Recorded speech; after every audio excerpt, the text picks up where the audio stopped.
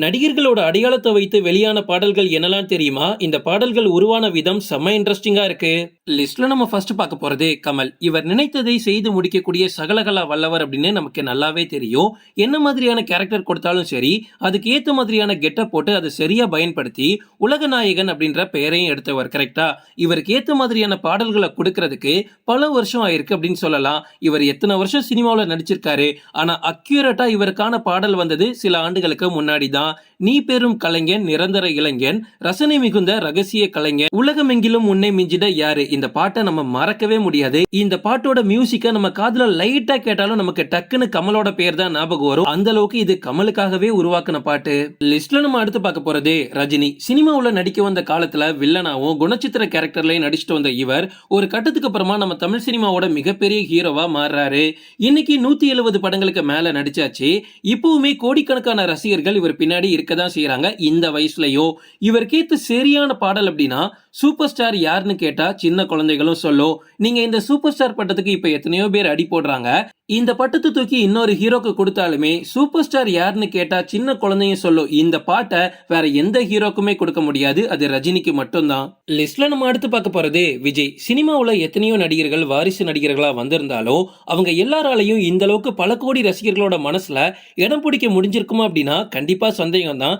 ஏன் முடியாது அப்படின்னு கூட சொல்லலாம். ஆனா விஜய் அவரோட அப்பாவோட உதவியால சினிமாக்குள்ள வந்திருந்தாலும் இவ்வளவு தூரத்துக்கு உயர்ந்து இன்னைக்கு கெரியரோட உச்சத்திலையும் இருந்து ஒரு சிஎம் கேண்டிடேட் அளவுக்கு உயர்ந்திருக்காரு அப்படின்னா அதுக்கு ஒரே ஒரு காரணம், அது விஜய் மட்டும்தான். அவரோட முயற்சியும் கடின உழைப்பும் மட்டும்தான். சோ இந்த விஜய் இன்னைக்கு இந்தியாவிலேயே அதிக சம்பளம் வாங்கக்கூடிய நடிகரா உயர்ந்திருக்காரு. இவருக்கு நம்ம எத்தனையோ பாடல்களை சொல்லலாம். ஆனா பெர்சனலா எனக்கு ரொம்ப பிடிச்சது அப்படின்னா ரீசெண்டா வாரிசு படத்துல வந்த இது தீ தளபதி பேரை கேட்டா விசிலடி, இது எனக்கு ரொம்ப ரொம்ப பிடிச்சிச்சு. பட் உங்களுக்கு விஜயோட கெரியர்ல விஜய் வச்சு எழுதின எந்த பாடல் ரொம்ப பிடிக்கும்ன்றத கமெண்ட்ல சொல்லுங்க. லிஸ்ட்ல நம்ம அடுத்து பார்க்க போறது அஜித். எந்தவித தலக்கணமும் இல்லாம தன்னம்பிக்கையால இவ்வளவு தூரம் வளர்ந்த ஒரு நடிகர் அப்படின்னா அஜித்னு சொல்லலாம். சினிமாவுல ஆக்டிங்கை தாண்டி வேற வேற நிறைய இடங்கள்ல நிறைய திறமைகளை வச்சிருக்கிறவர் அஜித். அஜித்தோட படங்கள் என்ன வேணாலும் ஃபிளாப் ஆகட்டும், அஜித் படத்தை கொடுத்தா மட்டுமே போதும் நினைக்கக்கூடிய ரசிகர்கள் கிடைக்கிறதுலாம் மிகப்பெரிய வரம் தான். படம் ஃபிளாப்பே ஆனாலும் நாங்க தல ரசிகண்டா அப்படின்னு சொல்றதுக்கு கண்டிப்பா ஒரு தனி தைரியமே வேணும்.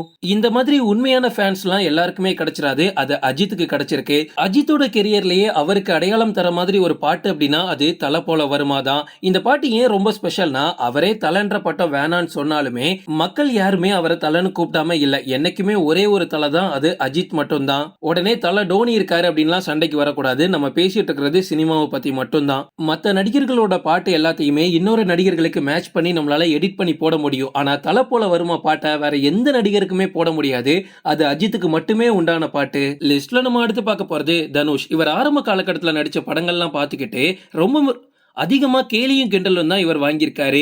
இவெல்லாம் ஏன் நடிக்க வரான், இவெல்லாம் ஒரு ஹீரோவா, உடம்பு பாரு வத்தி குச்சி மாதிரி இருக்கு அப்படின்னு நிறைய கேலி கிண்டல்களுக்கு இவர் ஆளாயிருக்காரு. பட் இது எல்லாத்தையுமே இன்னைக்கு மாத்தி டோலிவுட், பாலிவுட், ஹாலிவுட்னு இவர் கால் வைக்காத இடமே இல்ல. 4 நேஷனல் அவார்டே வாங்கிட்டு போயிட்டாரு. தனுஷோட வளர்ச்சி எல்லாம் மிகப்பெரிய வளர்ச்சி தான். ஆரம்பத்துல இவரை வத்தி குச்சின்னு கிண்டல் பண்ணுவாங்கன்னு நான் சொல்லிட்டு இருந்தேன்ல, அதுக்கு ஒரு சரியான பதிலடி இவரே கொடுக்கிற மாதிரி சுல்லான் படத்துல வத்தி குச்சி ஒல்லின்னு பார்த்தா பத்திக்குவ தள்ளி நில்லு அப்படின்னு அவரை யாரெல்லாம் வத்தி குச்சின்னு கிண்டல் பண்ணாங்களோ அவங்க எல்லாருக்குமே பதிலடி கொடுக்கிற மாதிரி இந்த பாட்டு இருக்கும். பட் அதுக்கப்புறமா தனுஷோட கெரியர்ல நிறைய பாடல்கள் வந்துடுச்சு. சோ உங்களுக்கு ஃபேவரட்டான பாட்டு எது அப்படின்றத கமெண்ட்ல சொல்லுங்க. ஓகே ஃப்ரெண்ட்ஸ், இதோட நான் இந்த வீடியோ முடிச்சுக்கிறேன். இன்னொரு இன்ட்ரெஸ்டிங்கான வீடியோல நம்ம சந்திக்கலாம். Stay tuned.